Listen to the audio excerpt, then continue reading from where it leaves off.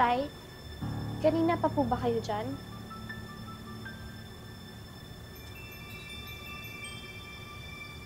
Magbihis ka na. Paalis na nanay mo.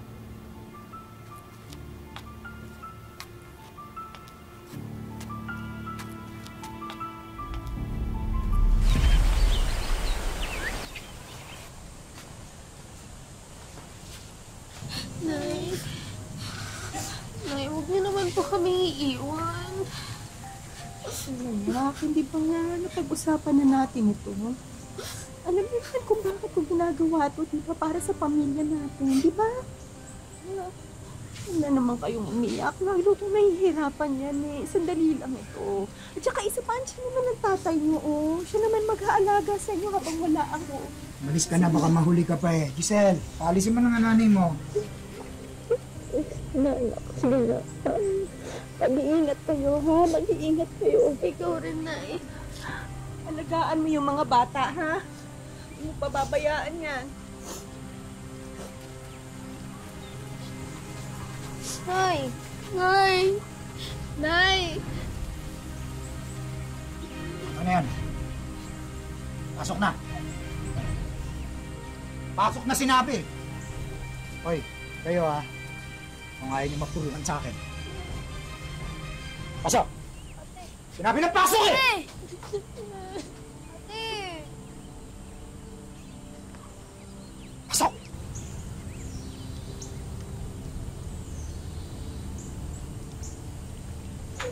Pasok! Diyan ka!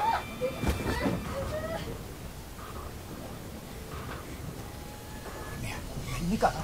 Gusto mo masaktan sa akin? Bermea, wala na ang nanay mo. Hindi na babalik yun, kaya ako na masusunod sa bahay na to. Sasaktak sa akin. Hindi mapanatag ang kalooban ni Delia na iwanan ang mga anak sa piling ni Raul. Parang may pumipigil sa kanyang umalis. Ano ka?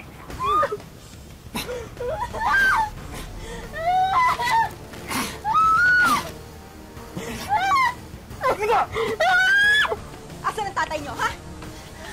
Ang ating niyo! Tumawag kayo ng barangay! Dali! Dali! Saan?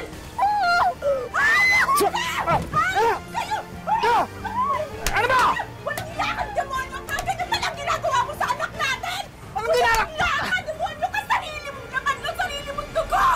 Bakit? Bakit mo nagawa yun? Eh, ikaw! Anong ginagawa mo? Umalis ka! Dahil mukha kang pera, nagmamalinis ka pa! Tumimik ka! Masasaktan ka sa akin! Doon po sila sa loob! Tumahimik ka! Ayo! Huli siya! Ay, ka dito! Pamang sa amin! Walang hiya ka talaga! Ayop ka talaga! Dali mo na! Ba't ba kayo nakikailang dito? Sumama! Ba't ba kayo nakikailang dito? Away ng pamilya ka!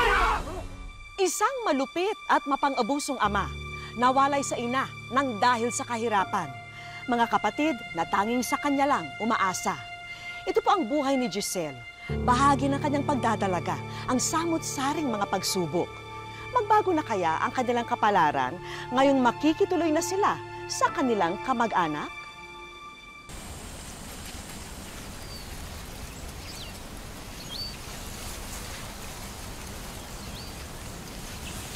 Tay, saan po ba tayo pupunta? Sa Auntie Marisa niyo, doon muna kayo titira. Hindi po ba masungod yung asawa niyo? Angelito? Hindi naman siguro. Tsaka nandun naman yung Auntie Marisa niyo. Siya mag-aalaga sa inyo, ha? Pansamantala lang to. Hindi ka na.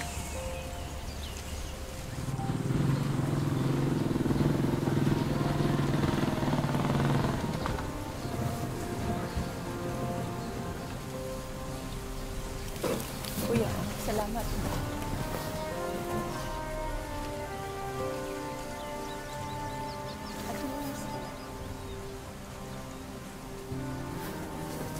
Kuya, Balitaan ko nangyari.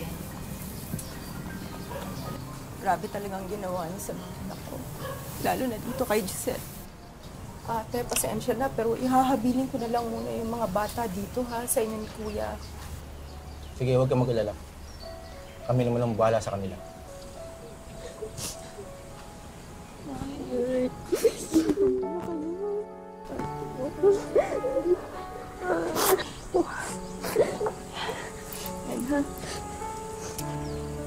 mo lagi yan, ha?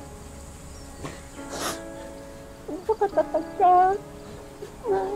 Kailangan ka ng mga kapatid ko.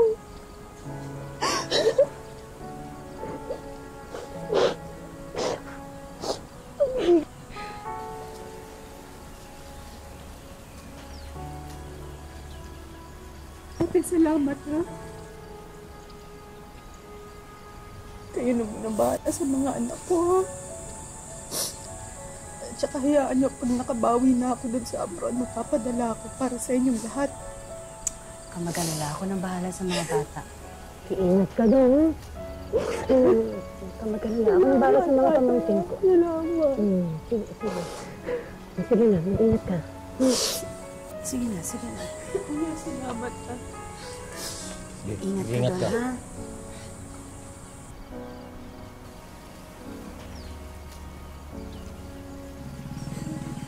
Sige na, tama na yan. Huwag na makulit.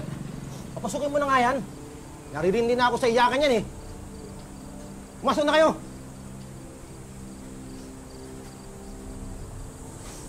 Tumahan na nga kayo, ha? Pero ito usapan natin, ha? Tutulong kayo dito sa gawaing bahay. Lalo ka na, Giselle. Dahil ikaw ang pinakamatanda.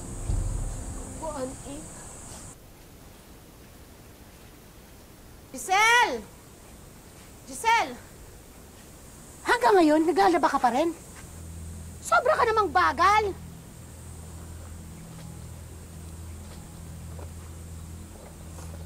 Ano ba naman to? Bakit may amoy yan? Ha? Hindi ka pa tinuruan ng nanay mo paano maglaba? Kailangan lahat ituro ko sa'yo, ha? Kakainis ka? Ano to? Pasensya na po, hindi ko po kasi namalayan na, Alam mo bang kabibili ko lang yan? Nahawahan na? Gusto mo matuto maglaba? Sige, tuturuan kita maglaba. Alam mo ba kung paano magkula? Ganito magkula. Ayan ang pagkukula. Yan! Yan! Ano? Ulitin mo yan lahat. Ulitin mo yan lahat. Wala kang kwenta.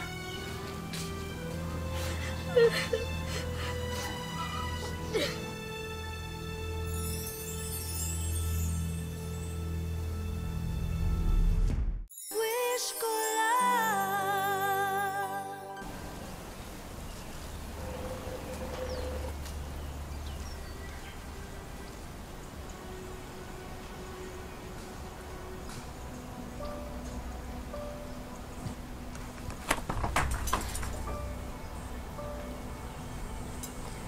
Ang tigas din ang ulo mo, no?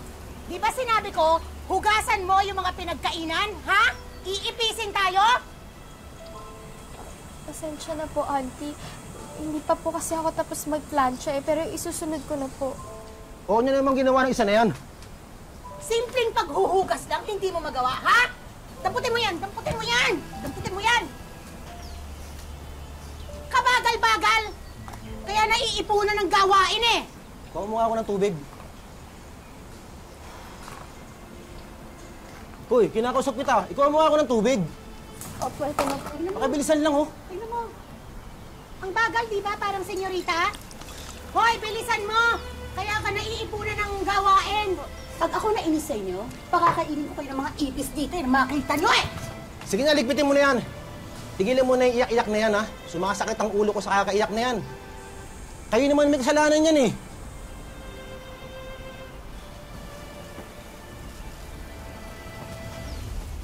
Ang tinitiis naman ngayon ng magkakapatid ay ang pag-aalipusta ng kanilang tiyahin. Ang dapat sana mag-aalaga sa kanila, itinuring silang parang mga alila. Oh, Uncle, papasok na po kami. sige. Pwede po ba kami makahingi ng pamasahe?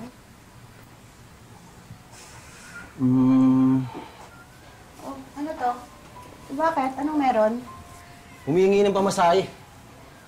Mabuti yung bibigay ako sa kanila. Komedyante ka? Nagpapatawa ka? Alam niyo bang 3 buwan na kayong nandito? Pero hanggang ngayon hindi pa rin nagpapadala yung magaling ninyong ina? Anong akala nyo sa amin, ha? Mayaman? Ewan ko ba dyan sa nanay ninyo? Bakit kayo pinagsisiksikan sa akin dito?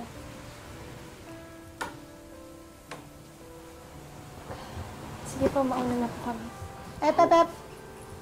Anong mauunang pinagsasabi mo? Papasukin mo yung dalawa na yan, pero ikaw maiwan ka dito. Po? Oo, dahil tutulungan mo ako maglinis ng bahay. Ate, Tulong, kita mo rito. di ba may exam kayo ngayon? Sige na, mauna na kami. Sige na, pumasok na kayo. Sige na. Hoy, kayong dalawang paslit. Alis, tsupe, pumasok na kayo. Bilis. O ikaw, damputin mo to, lagay mo to doon. Pagpapahinga lang ako sandali. Init. Oh, to. Ano to? Ano yan? Eh, di sa kanila. Uy. Sige, ako nang bahala dito. Aga-aga tong mga batang to, pinaiinit yung ulo ko. Eh, ikaw naman kasi laging ganyan ka na lang eh. O, anong tinitingin mo dyan? Gawin mo na yung pinagagawa sa'yo. Maya, madilitikan ka na naman yan eh. Bagamat hirap na silang magkakapatid, itinago pa rin ni Giselle ang tunay na kalagayan nila mula sa magulang dahil alam din niyang naghihirap din ang ina sa ibang bansa. Kaya sa ngayon, kinailangan niyang maging ama at ina kina Jepoy at Potpot. Ate. Jepoy. Oy, Jepoy, halika nga rito. Huwag yung para ka senyorito dyan. Please. Bakit po? Napapagawa ako. Auntie, ano po yung gagawin? Ako na lang po gagawa. Hoy, ikaw tumigil ka nga, ha? Pagpatuloy mo yung pinagagawa ko sa'yo, kaya nasa-spoil tong kapatid mo eh. Halika rito, masahihin mo ako. Baba mo yung bag mo. Opo, Auntie. Bilis! Ang bagal. Ay, yan, sarap. Diinan mo. Sobrang nakakapagod itong araw na to. Init pa. Aray, leche ka! Sinasadya mo ba, ha? Auntie, huwag niyo naman saktan yung kapatid Ano ko. pinagsasabi mo? Ha? Pinagtatanggol mo pa yung kapatid mo, ha? Auntie, hindi naman niya alam yung ginagawa niya eh. Huwag niyo naman po sana siyang saktan. Anong hindi? Eh, ang tanda-tanda na niyan, ha? Ang init-init na nga, pinapainit niyo pa yung ulo ko? Pumasok kayo sa loob! Huwag kayong lalabas agad, di ko kayo pinalalabas. Pumasok kayo sa loob! Hindi naman po niya alam yung ginagawa. Pasok!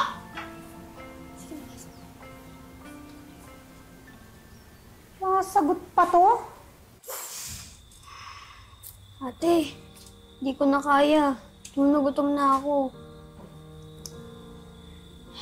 Kaya mo yan. Sige na, tapusin niyo na yung assignment niyo.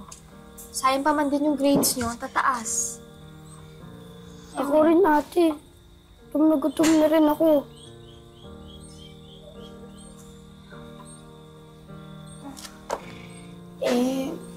Sinabi ni Auntie na bawal tayo lumabas dito eh.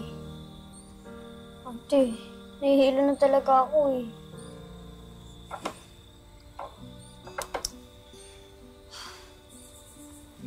Okay, sige. Gagawa ko ng paraan, pero kailangan niyo muna tapusin yung homework niyo. Okay? Opo.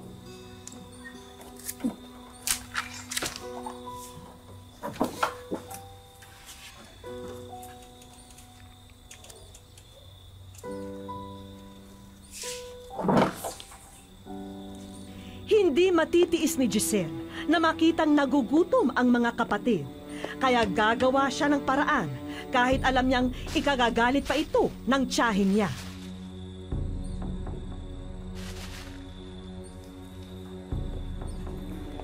Ate, eto. Kain na. Eto, kainin mo. Pasensya na. Kanina nakuha ko. Sige na, kumain na kayo. Tapos matulog tayo pagkatapos kasi maaga pa ang gising niyo bukas, ha? O, sige, ito pa. Hati kayo. Sige na, gisan. Gisan mo kumain. Matulog, matulog. Bilis.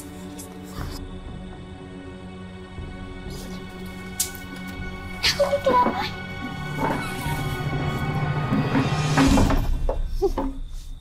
Anong sinabi ko, ha? Di ba sinabi ko walang lalabas sa inyo ng kwartong to?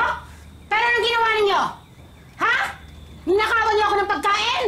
Auntie, pasensya po. Nagugutom na po kasi yung kapatid ko eh. Nagugutom? Nagugutom, ha? Eh, ang lalaki niyo sa mga kapatid mo. Nagugutom. Talagang ang titigas. Wala kayong ginawa ko ni Kunsonera. Sinasabi ka! Ha? Bukas kaya kayong nanay niyo may nagagawa para sa akin. Eh, wala! Ito kayo nakamala ko! Ha? Mga leche kayo! Mga leche kayo!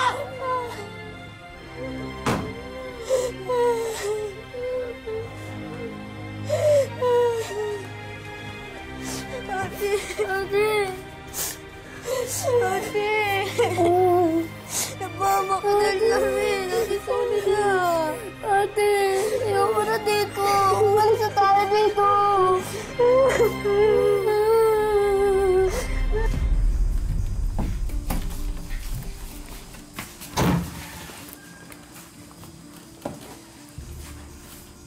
Ate, tara. Tulungan sila.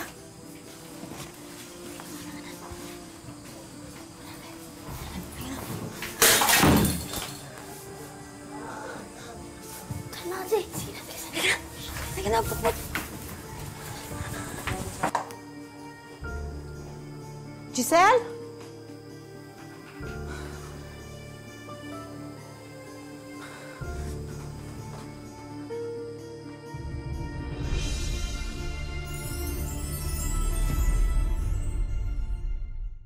Wish ko lang.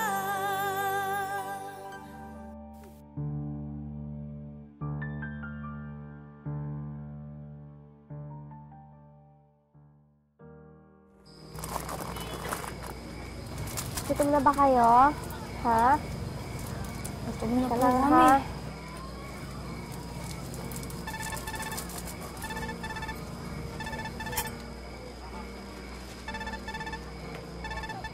Hello, anak. Giselle. Kamusta na kayo?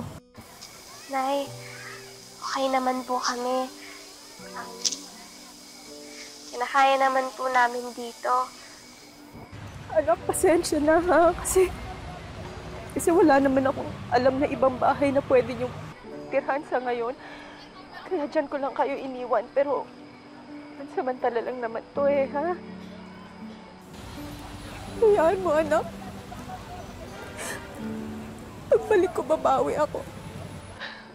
Tahan na. Kayo na lagi kayo mag-iingat dyan, ha? Sige, anak. I love you. Mahal na mahal ko kayo, ha? Bye-bye. Upang lubos na matustusan ang kanilang mga pangangailangan, naisipan ni Giselle na gamitin ang pinadalang kaunting pera ng ina para gawing puhunan sa maliit na negosyo. Ito ba yung dalaga sinasabi mo sa akin, Eric? Oo, siya yun. Hello po, Aling Doray. Gusto niyo po ba ng barbecue? Hindi. Nakita ka kasi nitong kaibigan ko si Eric. Baka gusto mo raw kung sumali sa beauty contest. May potential ka. Ako po, Aling Doray. Wala po akong hilig sa ganyan. Ano ba kayo? At saka, sa itsura kong to, pwede ako sa ganun. Parang hindi naman ata pwede. Gusto mo akong bahala sa'yo. Gown mo, pag may make-up, akong bahala dyan. Kapag nanalo ka, may cash prize naman to. Makakatulong sa inyo to. Di ba? Ate, sayang yun. May premyo. Sige na, ito naman subok lang. Malay mo, 3,000 din to, sayang din.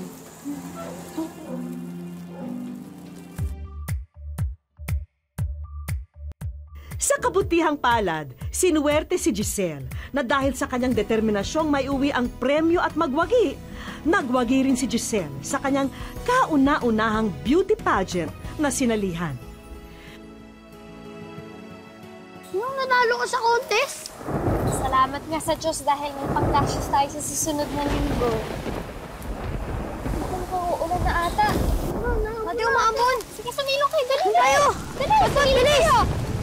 Pero sa kanyang pagbaba ng entablado, tuloy pa rin ang takbo ng kamalasan.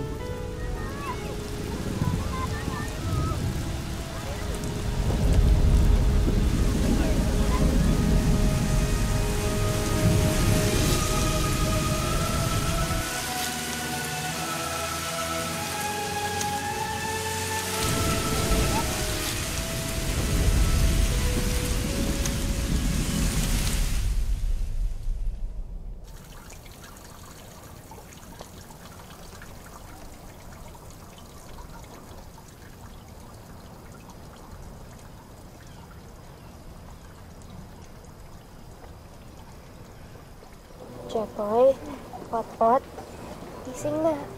Ate. Gising na. Ate. May bagyo pa ba? Wala na. Sabi ko sa'yo, lilipas din yun eh. Ate, ano na pong gagawin natin sa bahay? Sira-sira na po eh. Eh di, tulungan-tulungan natin. Diba? Maayos na naman natin to eh. Kaya ba natin yun? Oo naman. Kahit ano, kakayanin natin. Lipas din to, okay? O, sige na. Gising na kayo, magligpit na tayo, ha? Sige na, Pot-Pot.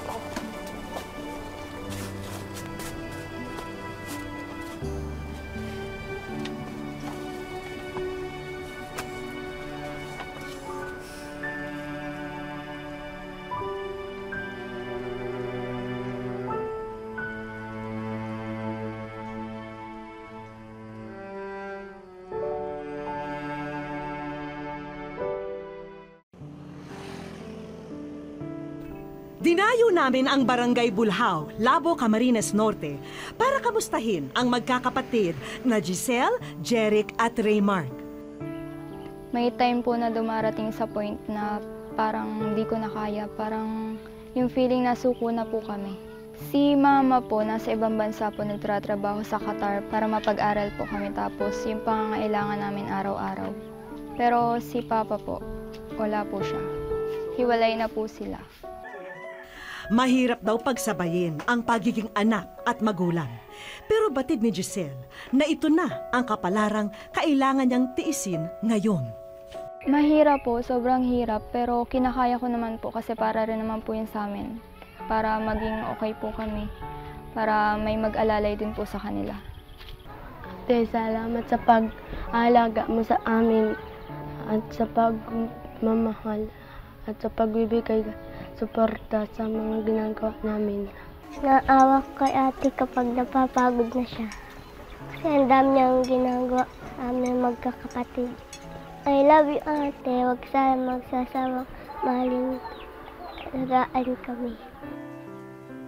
Pero malinaw sa magkakapatid na anumang ihain sa kanilang pagsubok, hinding-hindi raw nila pababayaan ang kanilang pag-aaral. Pangarap po kasi ni mama para sa akin na mapagtapos po ako ng pag-aaral para dumating daw po sa point na sa time na makahanap ako ng magandang trabaho para makaahon kami sa hirap. Pabili ng isaw. Ilan po? Ilan lahat? Nasa wish ko lang. Wish ko lang.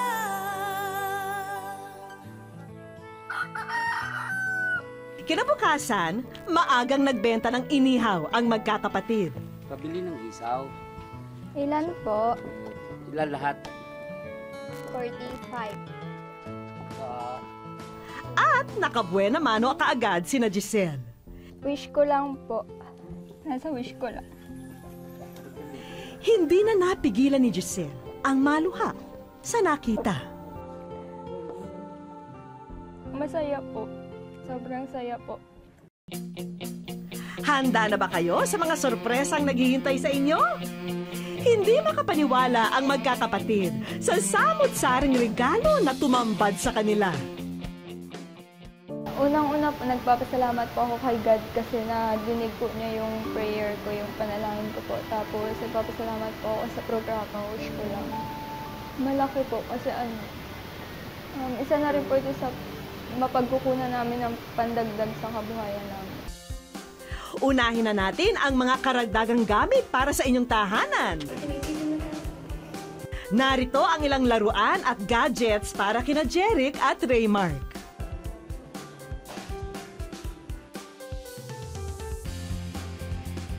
At dahil Hunyo na sa susunod na buwan, sagot na rin namin ang mga gagamitin nyo sa pasukan.